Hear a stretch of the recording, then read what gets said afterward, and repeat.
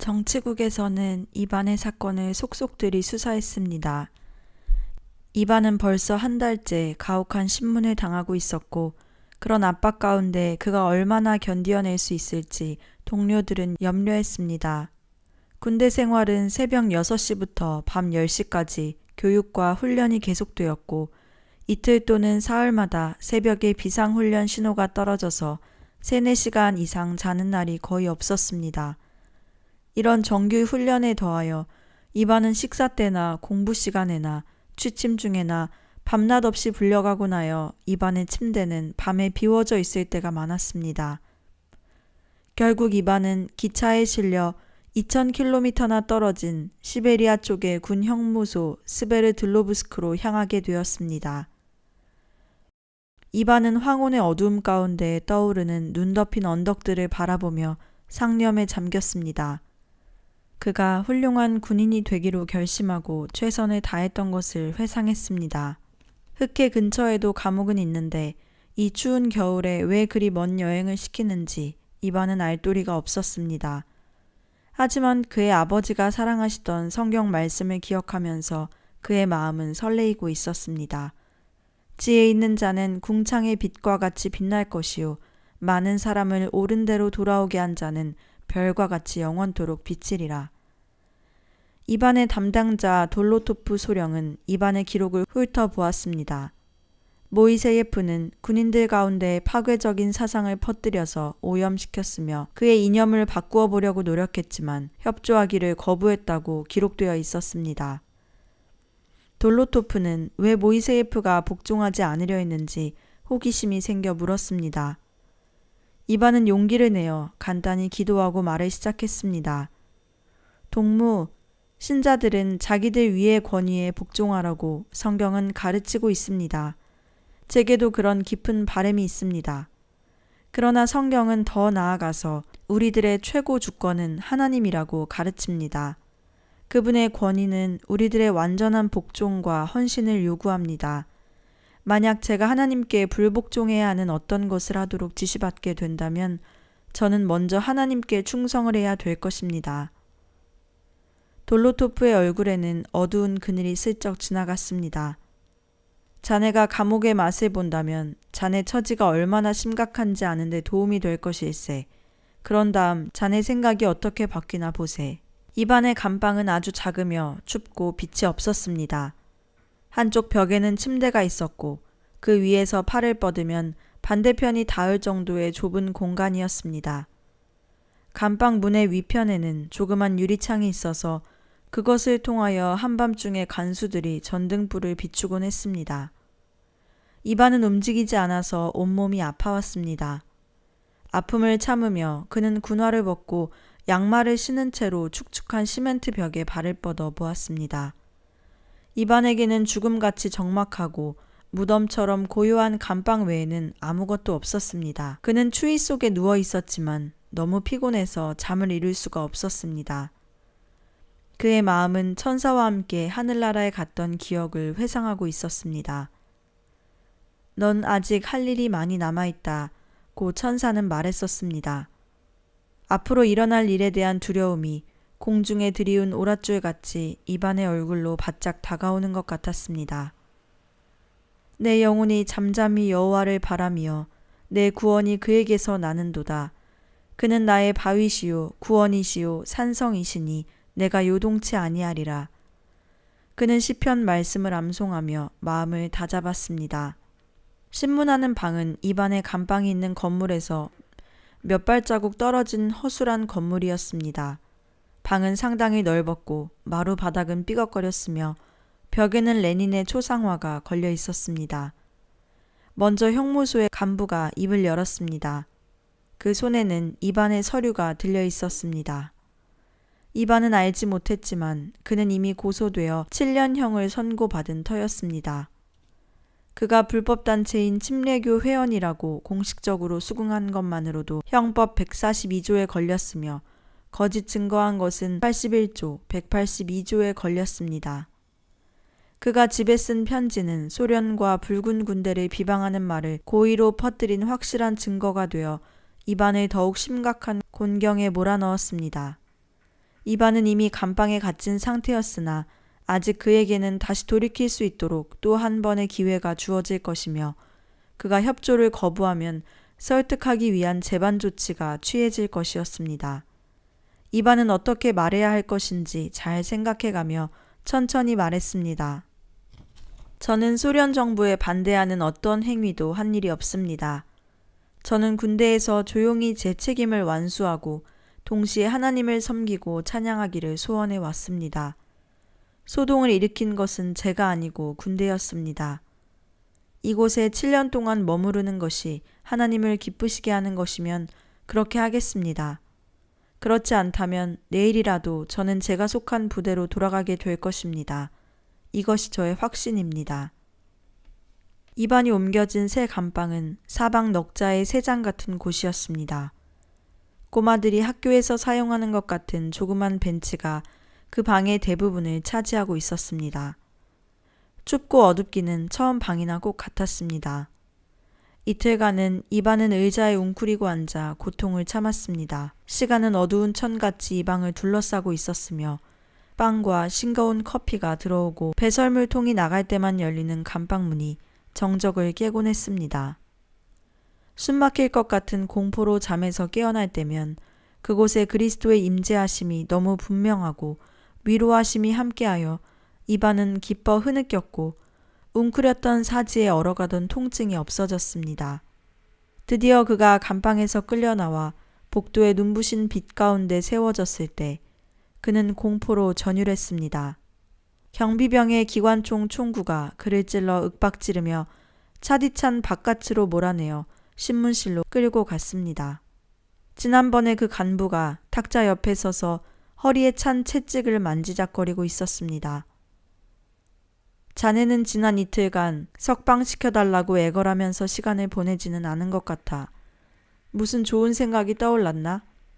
이제 자네 눈을 가린 수건을 벗어버리고 진정으로 소련 사회에 뛰어들 의향이 생겼는지 모르겠네. 성도의 생명은 그리스도와 함께 하나님 안에 감추어져 있다고 성경은 말하고 있습니다. 이것이 제가 속한 진정한 세계입니다. 이 대답에 그 장교는 한참 동안 말없이 입안을 노려보았습니다. 그는 채찍을 잡아 탁자를 치기 시작했습니다. 그는 한순간도 입안의 얼굴에서 눈을 떼지 않고 동물을 때리듯이 계속해서 내리쳤습니다. 채찍에 무방비인 입안의 살갗에서 피가 흘러 다리를 통해 진흙에 떨어졌습니다. 입안에 평안했던 마음이 갑자기 변하면서 공포가 엄습했습니다. 이것이 현실 세계다. 장교는 소리 지르며 떨리는 손에 채찍을 세워들고 이반에게로 다가왔습니다. 하나님이 내 앞에 다가오는 위험으로부터 너를 보호할 수 있다고 생각하지? 내가 지금 결정하는 현실로부터 하나님이 너를 구원할 수 없을 때 네가 어떻게 느낄지 두고 보자.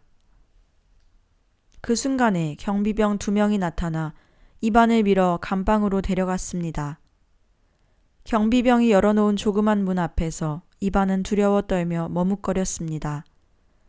경비병은 총으로 이반의 등을 찔러 조그만 감방 안으로 밀쳐버렸습니다. 문은 곧 닫히고 빗장이 걸렸습니다. 흐린 전등이 갓에 끼워져 낮은 천정에 매달려 있고 얼음으로 쌓인 파이프들이 얼기설기 지나가서 전등이 잘 보이지 않았습니다.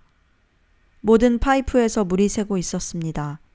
파이프 중간에서도 연결 부분에서도 물이 새어 감방 한쪽 구석의 얼음으로 덮인 벽을 타고 내려왔습니다.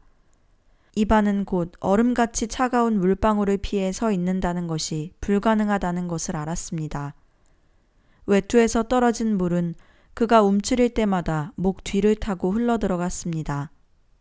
몇 분이 못 되어 그는 심히 떨기 시작했습니다. 문득 감시 구멍을 통해 자신을 응시하고 있는 경비병을 발견하고 이반은 소스라치게 놀랐습니다. 감방 구석으로 다가가서 움푹 파인 곳에 등을 대니 겨우 물을 피할 수 있었습니다. 하나님이여, 나를 긍휼히 여기시고 긍휼히 여기소서. 내 영혼이 주께로 피하되 주의 날개 그늘 아래서 이 재앙이 지나기까지 피하리이다. 나의 유리함을 주께서 계수하셨으니 내 눈물을 주의 병에 담으소서. 내가 아뢰는 날에 내 원수가 물러가리니 하나님이 나를 도우심인 줄 아나이다. 그는 계속 이 시편을 되뇌었는데 그 말들은 마치 자기 옆에서 들리는 듯 하기도 했고 감방 전체에서 들리는 듯도 했습니다. 동시에 그가 거의 외치다시피 하는 성경 말씀과는 무관하게 그 마음은 감방을 탈출하고 싶어 몸부림치고 있었습니다. 시간이 지나면서 사시나무 떨리듯 하던 몸은 서서히 정지되고 심한 통증이 몸의 모든 연결 부분으로부터 등줄기와 머리로 퍼지기 시작했습니다. 젖은 군화 속에 눌려있던 발이 몹시 고통스러워 그는 감방 바닥에 무릎을 꿇고 앉았습니다. 얼음 섞인 물에 엉거주춤 무릎을 꿇고 앉았는데 어느 정교회 성당에 자기가 와 있는 것 같이 느껴졌습니다. 주위에는 많은 사람들이 예배드리고 있었고 장엄한 음악과 찬송이 성당에 가득했습니다. 이번에 신문하는 방은 감방과 같은 동에 있었는데 돌로 지어진 큰 방의 책상 옆에는 연기나는 난로가 타고 있었습니다. 이반은 방 끝에 나무 침상에 누워 있었고 그 옆에는 전기 난로가 빨갛게 타고 있었습니다. 그가 어떻게 거기 눕게 되었는지 얼마나 오래되었는지 알 수가 없었습니다. 정신이 들기 시작할 때 옷이 타는 냄새를 맡을 수 있었습니다. 이반이 뻣뻣하게 몸을 일으키자 옆에 서 있던 간수 하나가 사납게 몸을 당겨 앉히면서 무슨 몸이 이렇게 무거우냐고 욕을 퍼부었습니다. 장교가 뭐라고 말하는지가 중요하진 않았지만 이반은 들으려고 애를 썼고 몹시 아팠습니다. 넌 고집이 대단하다 모이세예프. 그러나 내 맘대로 살 수 없다는 것을 우리는 보여주었다고 생각한다. 네가 돌이킬 의사만 표시한다면 이곳을 떠날 수 있도록 조치해서 군에서 요구하는 그리고 소련 국민의 의무인 훈련을 다시 계속하도록 고려해 보겠다. 그의 침대 옆 테이블에 싱거운 커피 한 잔과 얇은 은박 접시에 빵이 놓여졌습니다. 기도하는 마음으로 이반은 컵을 들어 올려 커피의 향기를 맡았습니다. 성찬식의 포도주가 이 컵같이 거룩해 보인 적은 없었습니다. 예수님의 말씀이 그 마음에 가득했습니다. 이것은 내 언약의 피니 많은 사람을 위하여 흘린 것이다. 엄습하는 사랑에 감사하며 이반은 잔을 비웠습니다. 경외하는 마음으로 그는 빵을 떼었습니다. 받아 먹어라. 이것은 내 몸이니라. 장교는 모이세예프에게 서류를 내밀며 서명하라고 했습니다. 그 서류는 케르치의 부대장인 말신 중령과 온전히 협조하고 어떤 부서의 어느 장교 명령이든지 온전히 복종할 뜻을 확인하는 것이었습니다. 식사하고 서명만 하면 나는 너를 석방하는 조치를 취하기 시작하겠다. 장교는 말했습니다. 그 후에 이반은 감옥의 악몽 속에 더 깊이 던져졌습니다. 늙은 간수가 속삭였습니다. 넌 얼어 죽는 방에 보내진대. 항복해. 살아날 수 없어. 냉동 감방의 두꺼운 문이 덜컥 닫히는데 벽과 천정에는 엷게 눈이 덮여 있었습니다. 고통이 시작되었으나 문은 눈곱만큼의 틈도 없이 꼭 닫혀 있었습니다. 천정에 흰 빛이 눈부셨습니다. 성경 구절을 암송하고 고향의 집을 회상하며 장차 가게 될 빛이 가득한 곳을 생각하다가 그는 드디어 조용해졌습니다. 조금씩 두려움과 고통이 사라지고 그는 졸기 시작했습니다. 깊이 감사하면서 그는 감방의 바닥에 길게 누워버렸습니다. 처음에는 자기를 죄어 누르는 것이 꿈이라고 생각했습니다. 그는 우주인으로서 얼어붙은 우주 공간을 날고 있었습니다. 그러나 조여드는 옷은 실제였습니다. 항복하겠나? 신앙을 바꾸지 않겠나? 라고 외치는 소리에 그는 의식을 되찾았습니다. 그는 메어 달려 대롱거리고 있었으며 숨을 쉴 수 없었습니다. 그의 눈에는 빛난 모습의 천사들이 나타나기도 하고 사라지기도 했습니다. 그가 그의 천사를 보내서 너의 모든 길에서 너를 지키리라 는 말씀이 생각났습니다. 압박은 더 심해졌습니다. 이반은 옷을 벗어보려 했고 숨막히는 고통에서 벗어나 천사가 있는 시원한 곳으로 나가려 했습니다. 믿음을 바꾸겠는가?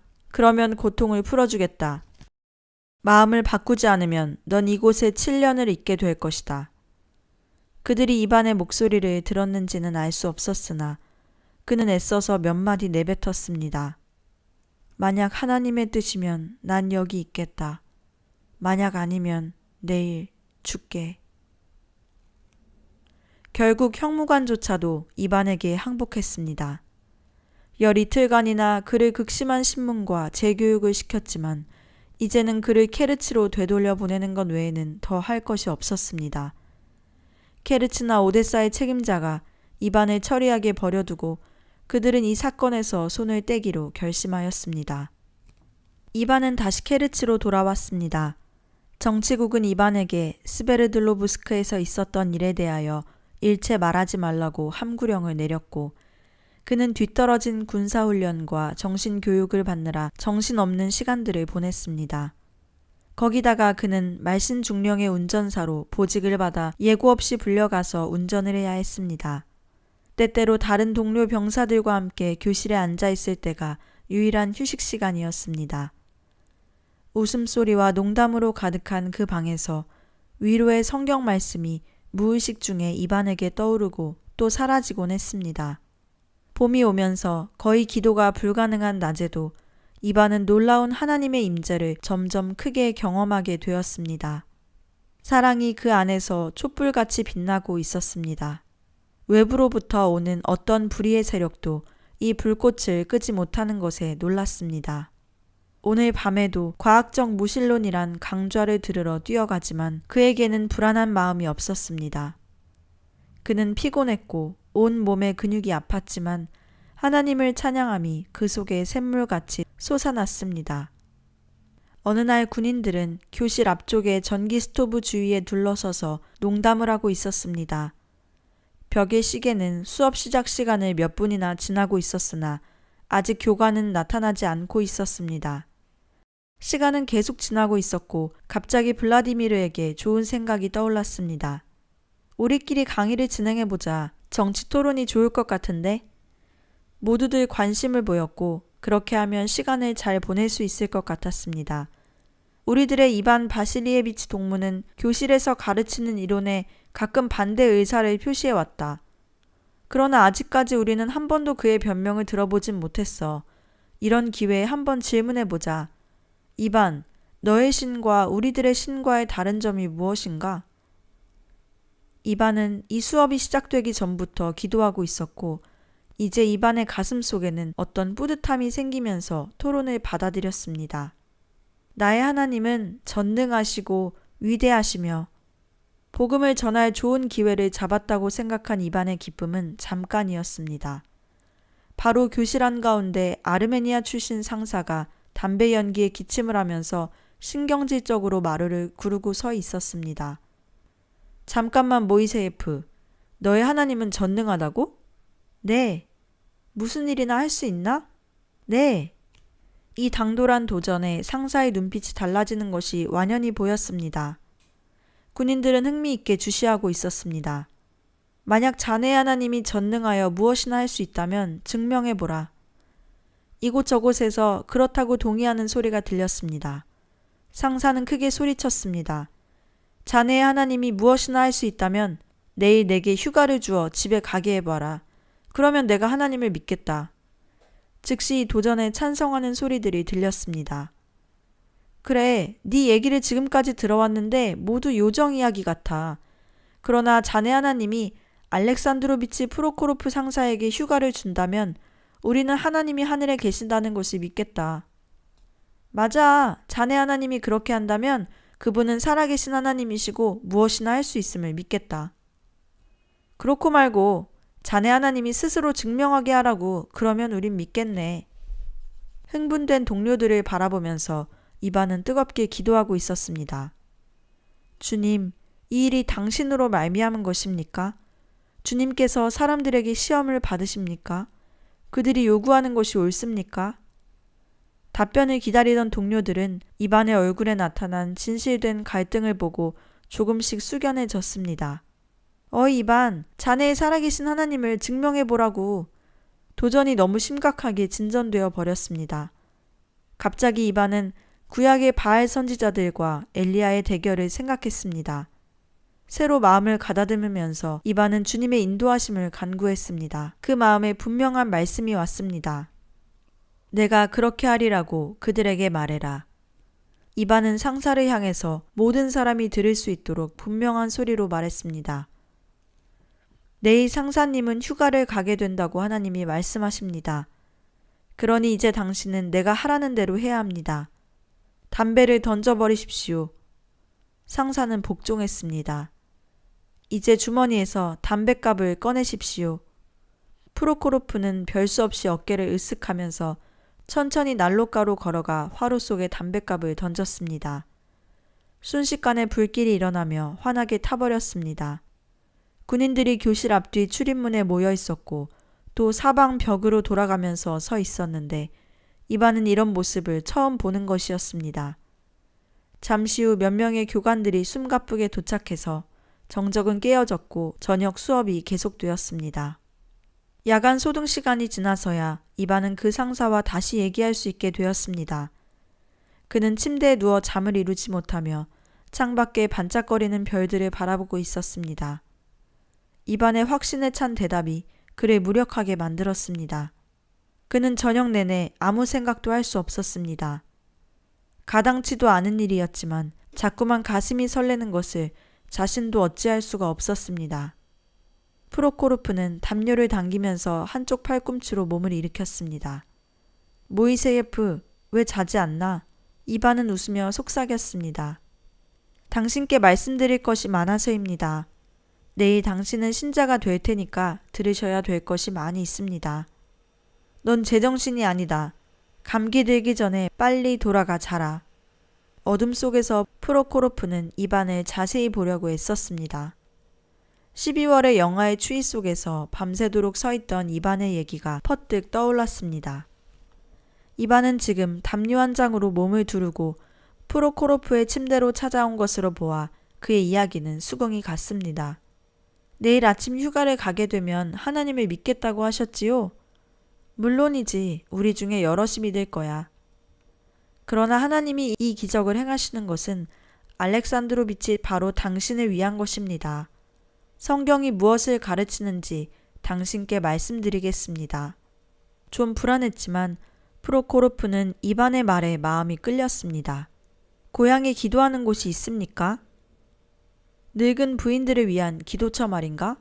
없는 것 같아. 늙은 부인들만 가지 않고 남자들도 많이 갑니다. 젊은이들도요. 그들이 당신을 도울 수 있을 것입니다.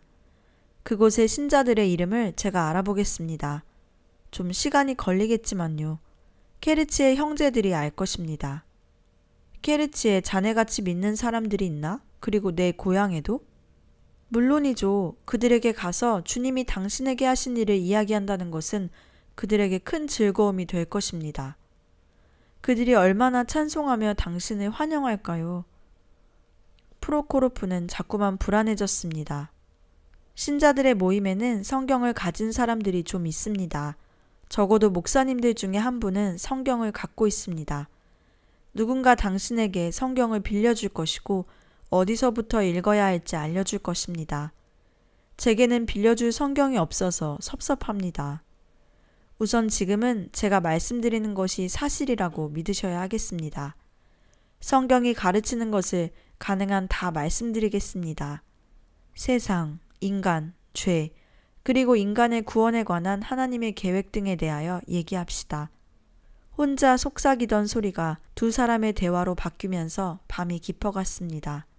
기상 나팔 2시간 전에야 이반의 기도로 대화는 끝났고 프로코로프는 일어서서 기지개를 켰습니다.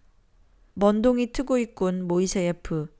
내 머리에는 여러 가지 생각들이 가득 차 있어. 다시 잠들 수 없을 것 같아. 그러나 고마워. 기상 나팔에 잠을 깬 이반은 기대하는 마음으로 가슴이 뿌듯했습니다. 오늘따라 그는 힘든 장거리 아침 구보가 기다려졌습니다.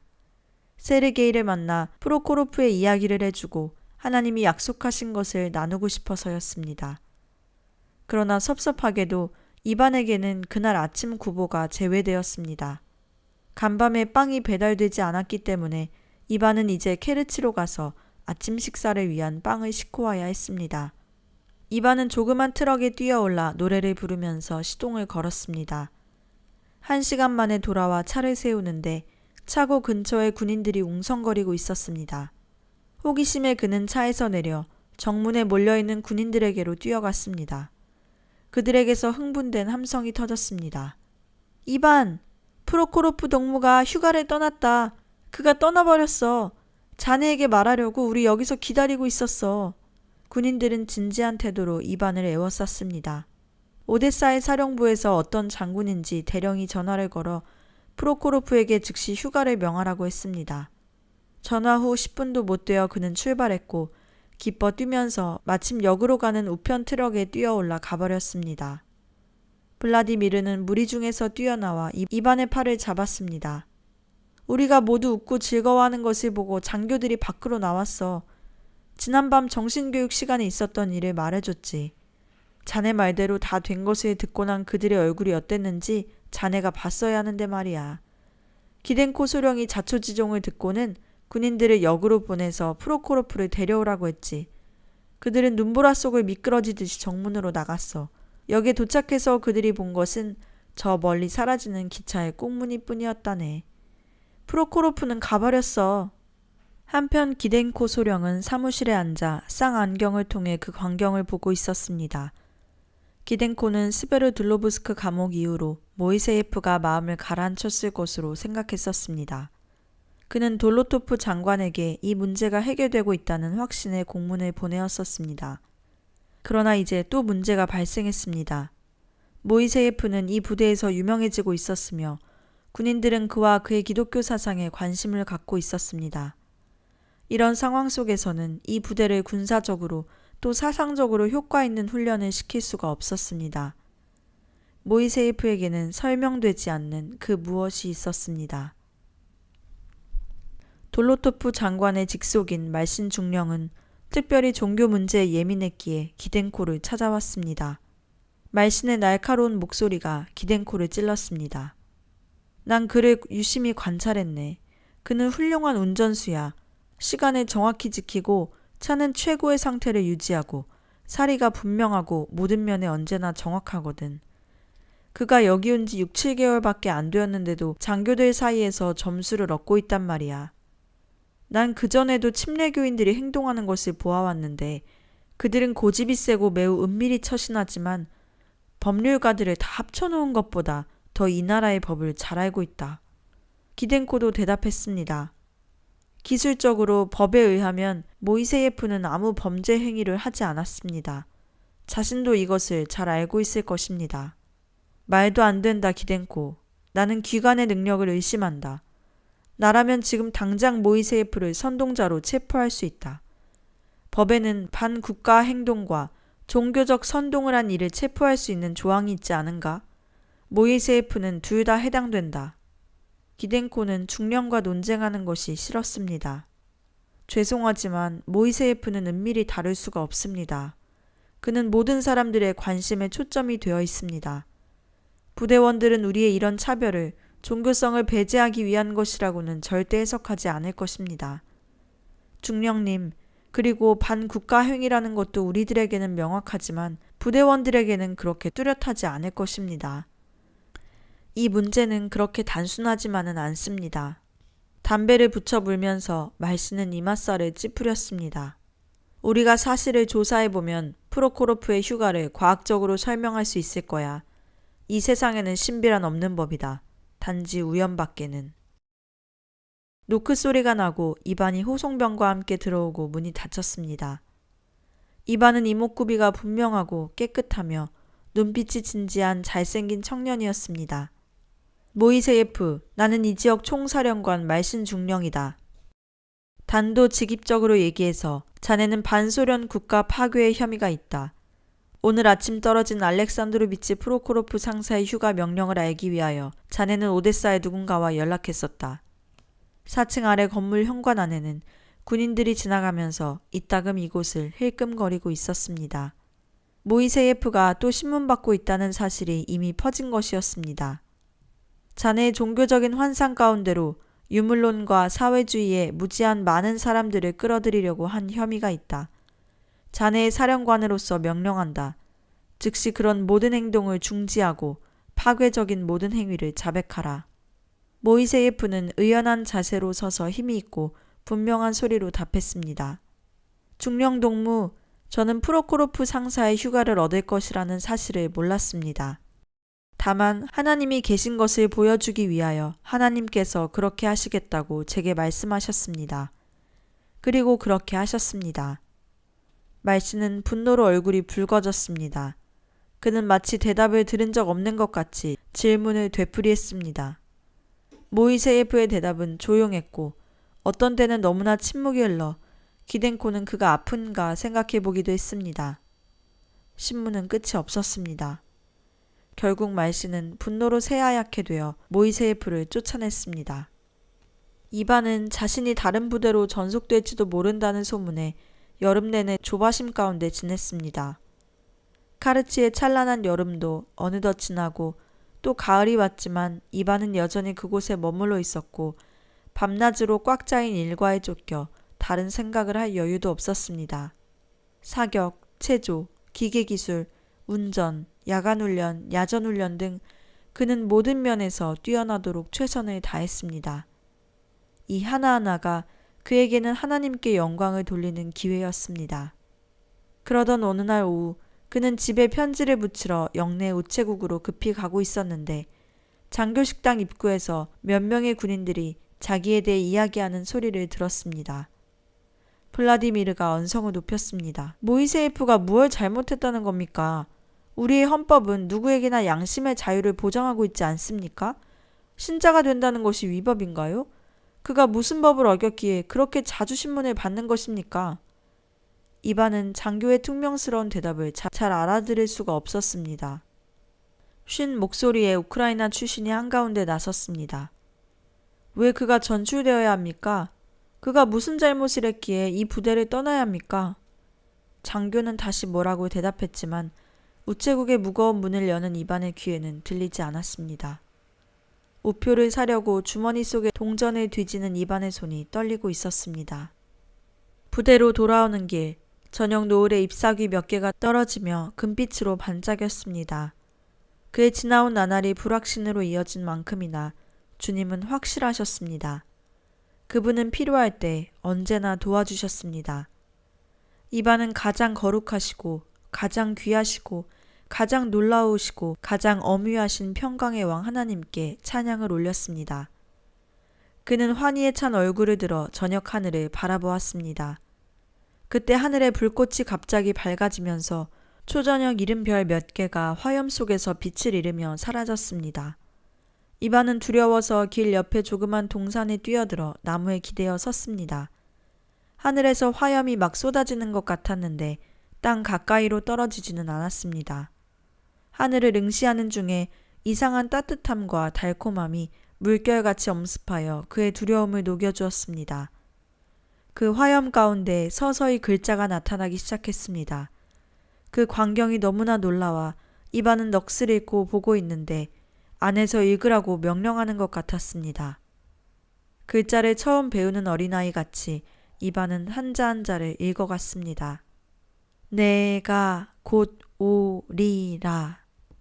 천천히 그 의미가 마음에 새겨졌습니다. 이반의 마음속에는 기쁨이 물결치는 듯 했고 글자들도 뛰노는 것 같았습니다. 잠시 후 글자들은 사라지고 하늘의 화염은 어두운 하늘 저편으로 물러갔습니다. 지나가던 친구가 팔을 당기며 말했습니다. 이반, 정신 차려. 낮인데 꿈꿀 시간이 어디 있어. 수업 시간에 늦겠다. 이반은 그날 밤 침대에 누워서도 계속 잠을 이루지 못하고 기쁨과 그 광경을 다시 보려는 열망으로 들떠 있었습니다. 그는 밤이 새도록 엎드려 기도하면서 그 전에 천국에서 아직 내게 할 일이 많이 남아있다고 말하던 천사의 말이 사실이 아니었으면 하고 바랐습니다. 이반은 부대와 함께 추수하는 들판에서 몇 주간을 지내며 광활한 우크라이나 하늘 밑에서 살게 되었습니다. 군인들은 노동의 단조로움과 시골의 썰렁함에 별로 매력을 느끼지 못했고 저녁에는 천막 안에서 하품을 하거나 책을 읽거나 장기를 두면서 추수가 빨리 끝나버리기를 바랬습니다. 그러나 이반에게는 이 시골이 집 같았습니다. 등 뒤에 따스한 햇볕, 대지의 향기, 넓은 들에서 서로 부르는 소리들이 이반으로 하여금 어디에 있는지를 잊게 하고 마치 근처에서 일하고 있는 어머니나 형제들이 금방이라도 부를 것 같이 생각되었습니다. 영적으로 소생하는 쉼의 시간이었고 돌아가기 아쉬웠습니다. 이제 추수를 마치고 부대로 돌아가는 길, 귀대하는 트럭의 행렬이 케르치로 향하는 시골 언덕을 길게 이어가고 있었습니다. 그때 갑자기 앞에 트럭에서 쿵소리가 나며 이반의 평안을 깨뜨렸습니다. 이반은 차가운 시골 공기 속으로 뛰어내렸습니다. 손전등과 수선 공구를 줘. 내가 그냥 연결부를 떼어낼 테니까. 그리고 사이드 브레이크를 걸어줘. 이반은 차를 수리하기 위해 비좁은 트럭 밑 공간으로 몸을 잽싸게 집어넣었습니다. 그가 공구 주머니에서 렌치를 더듬거려 꺼내서 연결부를 떼어냈습니다. 그 순간 트럭이 앞으로 움직이는 것을 느꼈습니다. 알렉시가 사이드 브레이크를 걸지 않은 것이었습니다. 이반은 재빨리 몸을 굴려 트럭 밑에서 나오려고 했습니다. 하지만 그 순간 뒷바퀴가 이반의 어깨와 가슴을 짓이겼습니다. 이반은 고통으로 가슴이 찢기는 것 같았고 숨은 턱에 찼습니다. 알렉시가 트럭을 후진시키지 못할 것은 분명했습니다. 조금 있으면 자기는 천사들과 함께 있을 것이 틀림없다고 생각했습니다. 예수님, 예수님, 차가 멈칫하더니 바퀴들이 뒤로 굴러갔습니다. 이반은 트럭에서 기어나와 찢긴 팔과 가슴을 땅에 대고 폭삭 엎드려졌습니다. 그가 눈을 떴을 때 뜨거운 고통이 그 안에서 타고 있는 듯 했습니다. 침대 옆에는 의사들이 서 있었고 그들 뒤로 흰 벽과 커튼 그리고 좁은 창문이 보였습니다. 그는 말하려 했지만 열 때문에 입이 다 터져 있었습니다.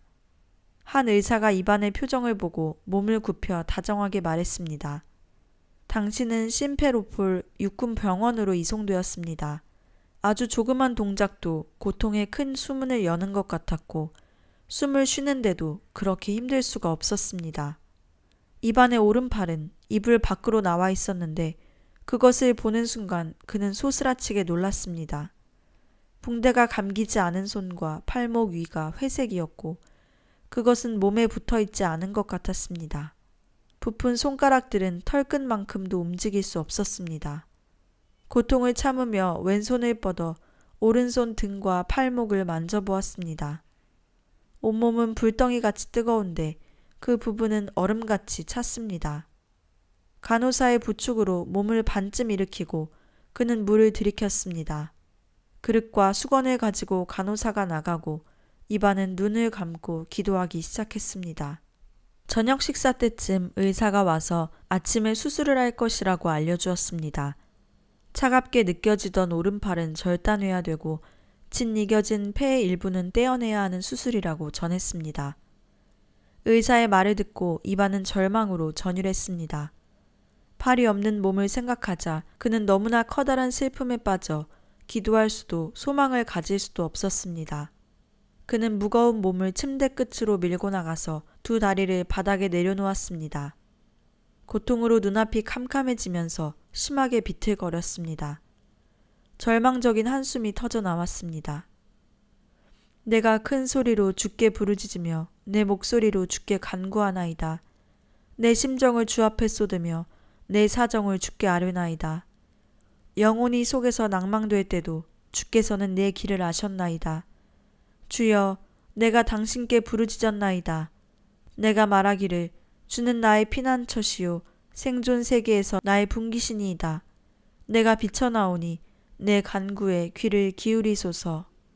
병실 안의 모든 사람이 두려움과 경악으로 그를 주시하고 있었습니다.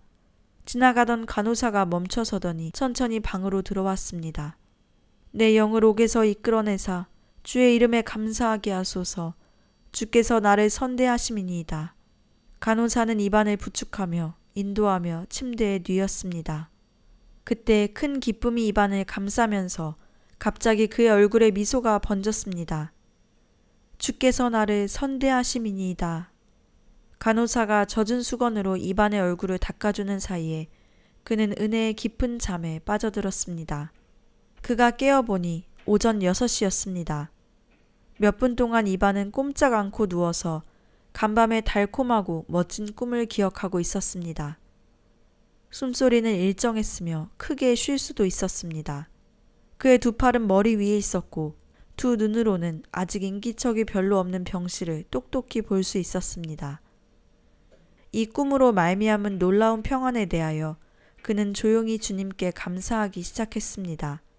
그는 머리 위로부터 오른팔을 조심스럽게 내렸습니다. 그 팔은 완전했고 손톱에는 혈색이 돌았고 피부는 햇빛을 받으며 들판에서 일했던 때와 같이 건강했습니다. 두 손으로 몸을 일으켜 침대 밖으로 나왔습니다. 간밤의 꿈이 현실이 된 것에 기뻐하며 베개를 쓰다듬어 보기도 했습니다. 그는 한 팔을 장난스럽게 머리 위에서 흔들어 보고 양손을 허리에 대고 깊이 굽혀보기도 했습니다. 이 위대한 기쁨에 그는 침대 끝에 무릎 꿇어 기도했습니다. 낮은 소리로 주님을 찬양했습니다. 내 영혼아 주를 찬양하라. 내가 생전에 주를 찬양하리이다. 내가 생존 세계에서 내 하나님께 찬양하리이다. 주는 눈먼 자를 보게 하시며 구부러진 자를 일으키시며 의로운 자를 사랑하시도다. 주를 찬양하라. 간호사는 기계적으로 입안의 테이블 서랍에서 체온계를 꺼내 들었습니다. 그러나 체온계는 그냥 공중에 머물러 있고 간호원은 두려운 눈으로 입안을 바라보다가 의사들을 급히 불렀습니다. 몇몇 의사들이 뛰어들어오더니 입안의 몸을 살펴보고는 놀라서 할 말을 찾지 못했습니다. 드디어 의사가 떨리는 목소리로 말했습니다. 모이세의 부동무, 체온을 한번 재어볼까요? 입안은 기쁨의 얼굴이 붉어졌습니다. 의사동무, 물론 제 체온은 재어볼 필요가 없습니다. 의사는 머뭇거리다가 손가락으로 입안의 오른손을 검사해보고 입안의 팔을 걷어보았습니다. 그는 환하게 빛나는 얼굴을 이상한 듯 자꾸만 돌아보았습니다. 미소 지으면서 입안은 담요를 제치고 바닥으로 내려섰습니다. 저는 지난밤에 몹시 아팠고 고열에 신음했습니다. 하지만 당신이 나를 고칠 수 없다는 것을 알았습니다. 그래서 저는 하늘의 의사를 바라보았는데 그분이 간밤에 저를 고치셨습니다. 보십시오. 간호사는 고개를 끄덕이며 떨고 있었습니다. 나의 하나님이 무엇을 할 수 있는지 이제 당신들에게 보여주겠습니다. 입안은 의사에게 체온계를 건네주었고 의사는 그것을 털어 입안의 혀 밑에 꽂았습니다. 병실의 다른 환자들도 침대 끝에 모여들고 있었습니다. 의사가 체온계를 꺼내들고 말했습니다. 체온은 정상이요. 틀림없어요. 자, 어쨌든 이제 침대로 들어가시오. 입안은 이 명령에 순종하기가 어려웠습니다. 그는 뛰고 소리 지르고 찬양으로 그 병실을 가득 채우고 싶었습니다. 병원 직원들이 모두 흩어지자 그는 팔꿈치로 몸을 일으켜 흥분된 병실 환자들에게 간밤에 하나님이 무슨 일을 하셨는지 말하기 시작했습니다.